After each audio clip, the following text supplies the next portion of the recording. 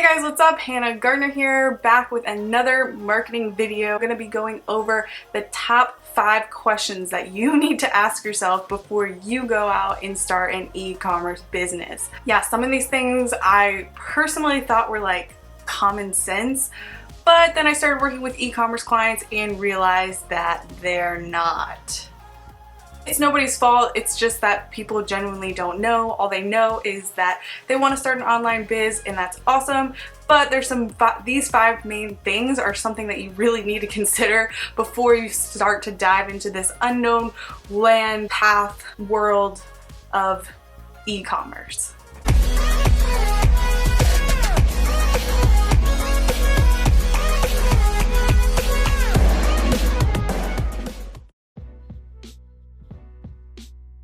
Alright guys, the first thing that you're going to want to ask yourself is there a market for the particular product that I am trying to launch in my niche? So sometimes as entrepreneurs, we come up with these like crazy ideas and we're like, oh my gosh, this is gonna be the next big thing, I have to do this. And so we dive full in and try to launch a product without doing proper market research first. And we spend a lot of time and a lot of money before doing the dirty work up front to launch something that ends up not selling. Not to like burn all your dreams, goals once, to like burn that bridge for you, but just because you have something that you think is like the end all be all, like this is gonna be the best thing ever, you alone are not a big enough data sample to prove that it's actually gonna work. You have to actually look into the marketplace and do research up front that to have some kind of data that's saying yes, this is going to work, or no, this is a really bad idea, like mayday, like back out right now. Nobody wants that to happen, so you want to make sure that you're doing your market research up front. Are there people that actually exist in your marketplace that want to buy what you have to sell in your niche? So if you're in the baby niche, maybe it's a new baby product. If it's a pet niche, maybe it's like some weird, pet product. I don't know. But you have to figure out if there's actually a need for it. And there's a few ways that you can do that. First, by looking at your competition. First, you want to make sure if you even have any competition. If you don't have competition, that's kind of a red flag that's pretty much screaming like, hey, there's no need for the marketplace because no one else is doing it. If it's a very unique product and you're trying to like reinvent the wheel, just know that because you have no competition, no one knows about this product, you're just going to spend a lot more time and money up front in marketing and investment to show the marketplace that there is an actual need for this product, and the product is actually solving a problem, or it's a solution to a problem that a lot of people have inside of your niche. So if you don't have competition, just be prepared to spend a lot more money trying to prove your product to the marketplace. Now, if you do have competition, you want to see if the product's actually selling or not. Just because your competitor has this product listed on their website, that doesn't mean there's a lot of other variables that could factor into why that business is successful, more so than just that particular product that you're trying to launch. So you want to make sure that you're looking at more than just one competitor in the marketplace and seeing, what other products they're selling, what price point they're selling at. One thing that I recommend you do is like go to places like Amazon or just Google and see, how many reviews that particular product has, because if it does have a lot of reviews, that means that there is a want for this product in your niche. Another thing that I use is something called Google Trends, google.com/trends, and you can actually type in keywords of that particular product and you can see the lifetime trend of that keyword being searched on the internet. And if it's a gradual decline of that keyword or that niche, it's a pretty good, data that's saying, hey, like this product is maybe not really the best thing to sell, maybe just at this particular time, but it can shoot you some red flags whether or not the marketplace is open to this product. Another thing that you can do is go to places like YouTube or Facebook and see if there's like videos on it. If the videos have a lot of views and comments and people engaging with the video that has that particular product on it, that's pretty good market research that people actually have interest in this particular niche or product. So like I said, things like Google Trends, looking up videos, looking up blogs that have a lot of engagement of people talking about this particular niche or product is pretty good data to prove that there is room for you in the marketplace. All right, so the second thing that you want to ask yourself is, what is your traffic source? So how are you gonna take people from other blogs, websites, social media, and drive traffic into your store? What is your main mode of traffic? Instinctively, like, that's the first thing that I think of like, okay, how can I drive traffic? But I don't know, some people, I guess they just think that like these people are magically just gonna find their website with zero SEO and content and all of a sudden they're gonna be millionaires. I don't really know. So this is really, really important, and it's also gonna help you when you're gonna figure out number 3. If you haven't seen my other video on my 3 main ways to drive traffic to your e-commerce store, you can check out that video in my Shopify playlist. I think it's somewhere over, I'll point to it wherever. From influencer marketing to Facebook ads to Instagram ads, Pinterest ads, doing conquer one traffic method at a time, become super versed in understanding how to do it, and then make a schedule on doing whatever that is to get people to your website so the traffic is a consistent flow of new people. So whether that's using influencers, maybe every single Friday of the week you're doing a different shout out with a different influencer on a schedule. If it's Facebook ads, dedicate a monthly consistent budget where you can be split testing and running ads and campaigns and trying video ads and all the different things that you can do with Facebook ads, and put a dedicated budget so you have a consistent flow of traffic going to your website. The third thing that you're gonna wanna ask yourself is, what are my profit margins?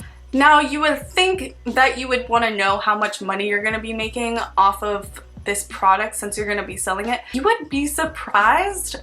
I've worked with a lot of startups and small business owners, and when I ask them, like, you know, what's your goal for your profit margins? It's like, how have you not defined this stuff before? I don't know. You want to figure out what your profit margins are, and if it's even going to be worth your time launching something if your profit margin's like 10%.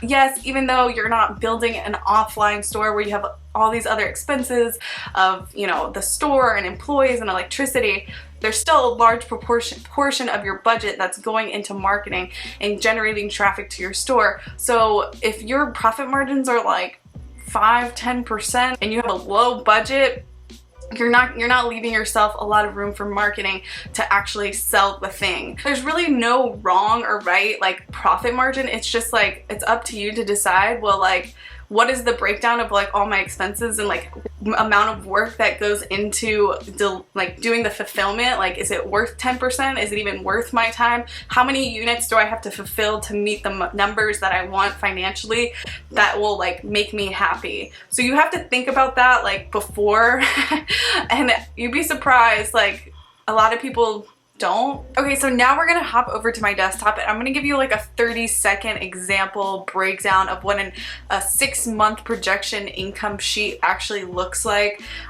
This is just gonna give you a little bit of more clarity of something that you can create when you're projecting your expenses and what your actual profit margins are. This is what a 6-month projection income sheet looks like.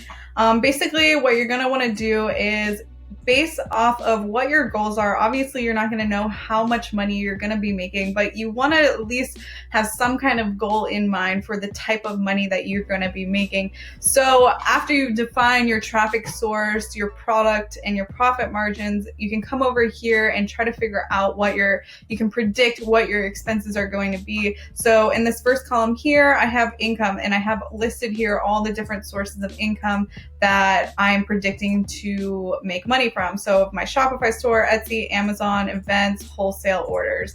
And then you can calculate your total income here. And then what you're going to want to do is try to define what your direct expenses are. So your direct expenses are things that actually are used to make the product, ship the product, create the transaction. So like a merchant fee here, merchant fees are usually all 3%, pretty standard. If you have labor involved, like you're actually creating the product, you want to factor in labor, supplies, and packing. And then you want to calculate the total direct expenses and then figure out your net income after net expenses or direct expenses are factored in. And then you want to start to think about your indirect expenses. So things that are indirect expenses could be like your office space, it could be your travel, it could be your advertising budget. So if you're I put here, I want to spend $2,000 in Facebook ads every month. If you're doing pop-up events, if you have fees on your platforms, like a website hosting fee, something like that, that would be considered an indirect expense.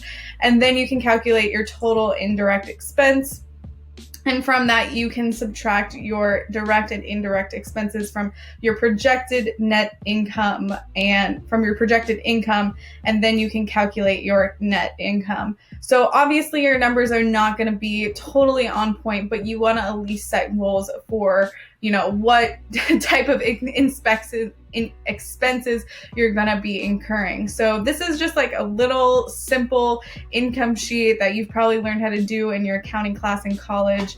Maybe you weren't paying attention, but it's really that simple. You can do it a full year income sheet. This one's only a 6 months, but at least you can have a visual of like, okay, how much money am I actually going to make from running this business. I'm showing you this because this is something that you can actually replicate to just try to figure out like what are your real true margins after, product expenses, after merchant fees, after maybe you have to pay employees, maybe you have to pay for travel, private labeling costs, import fees. There's a lot of hidden fees that come into running an e-commerce stores that you need to factor in to see what your true profit is.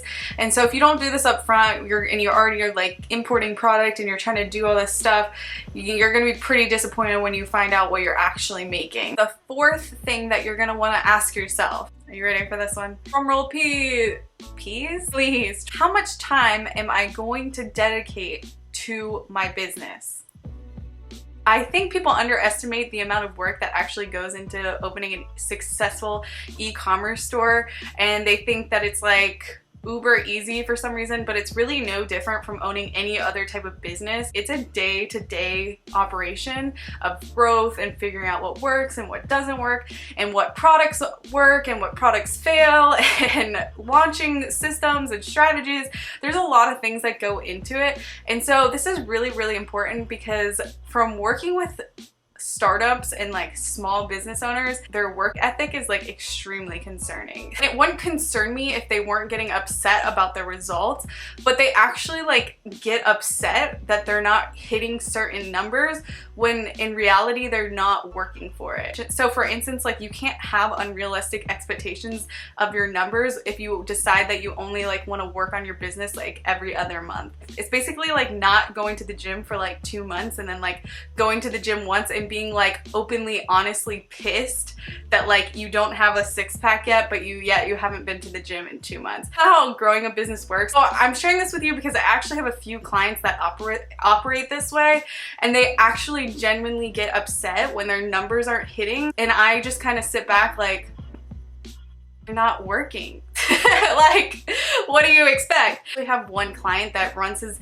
business in a really, really unsuccessful way, and it's simply because he doesn't want to do the work and the maintenance that's involved with running and building an apparel store. And so basically what he does is he private labels products from China, and he orders a bunch of inventory in bulk, and in order to get rid of the inventory really fast, because he doesn't want to like hold on to it, he wants to get rid of it really fast, he does like a huge sale and basically discounts the products at like 70% off, depleting his margins, making his profit margin like 10%, so he can get rid of the product really fast. And once he gets rid of the product really fast, he kind of just like disappears from his business for 2 months, and then just kind of does like this same cycle thing every single 2 months.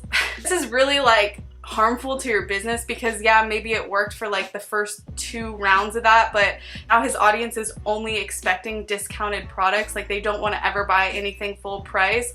And even his launches from the first one to now, they're slowly declining because he's not doing proper product research. Like he just thinks that like he's gonna do this same circular motion where he goes away for 2 months. He steps away from his business for 2 months and then like comes back, and then like he's still successful and like selling out. That doesn't work for like a number of reasons. Number one, think of like a friendship. That's like you having having two best friends, and like this best friend talks to you every other day, and like this best friend only talks to you like once every few months.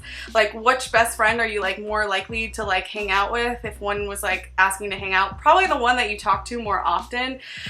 So when you're doing your business in that method, you're losing the relationship and that consistency with making impressions and launching new products and having a lot more data flow through your business. Obviously gonna lose traffic through that method, as well as just like ordering a bunch of bulk inventory and just like hoping that it's gonna sell without being consistent. You're not doing proper product research. So even though you have a store up and running and you launched new product, it doesn't mean that these new products are gonna sell. Just like we talked about before, you still have to do product research and market research up front. So for instance, in his last like huge inventory shipment, he basically was launching a new collection, but it was literally just like the same product that was before, but just a different color. He didn't really do proper customer research because he took a few months away from his business, where he would have been able to know for sure if like those products were gonna sell before he bought $10,000 worth of product. You step away from your business and it's like you have like this weird up and down relationship. You don't have accurate data collection to really know if the product's gonna work or not. Your business is something that you have to work on a consistent basis. You can't just say, this week I'm gonna go to the gym and then the next 3 weeks I'm gonna take off. You can do that, like if you wanna do that, but like you can't be totally bummed when you're not getting the results you want. So if you have like clear expectations that like, okay, like I know that I'm not really working that hard, so like my results aren't gonna be that great, like awesome, because you're like honest with yourself. But don't be totally pissed if like you're not putting in the work and you're not doing the research and you're not doing the day in day out engagement with your clients and your customers and doing social media and doing market research on a constant basis. Like you can't lie to yourself and think that you're gonna get this like these crazy results. If you're following a lot of the gurus and that Facebook ads that like paint this picture that it's like super easy and it's gonna like happen in 4 seconds, like e-commerce may not be the thing for you, because just like any business, whether you own a hair salon or a restaurant or a offline boutique, it's an every single day thing, and you have to show up every single day until you're hitting the consistent numbers that you want to be hitting. This brings me to number 5. The last question that you're going to want to ask yourself: how is my business different? So you've done the market research, you have set up your mode of traffic, you have, what else have you done? Define your profit margins. You know you're gonna give 120% to your business. Now you need to figure out what competitive advantage you have over everybody else in the marketplace. And remember, this is where competition is a good thing, because you can enter the marketplace already with a competitive advantage, because now you can set up your business accordingly. Is it your branding? Is it your shipping time? Is it your price? Is it your customer experience? What is it about your business is going to outshine your competitors, is going to make you a star? That was pretty cheesy. So the beautiful thing about starting a business is that you're starting it from scratch. You're starting from the beginning. You don't have to change things and mess up systems that are already in place by correcting the mistakes that you made in the beginning, because you can see what your competition is doing and do it better. At the end of the day, you want to outshine your competitors. You want to be the best of the best of the best in your niche, and you have the opportunity to do that. And if you don't have the tools and resources, your question is, how do I acquire the tools and resources? What sacrifices do I have to make? What do I have to do to be able to compete in my marketplace?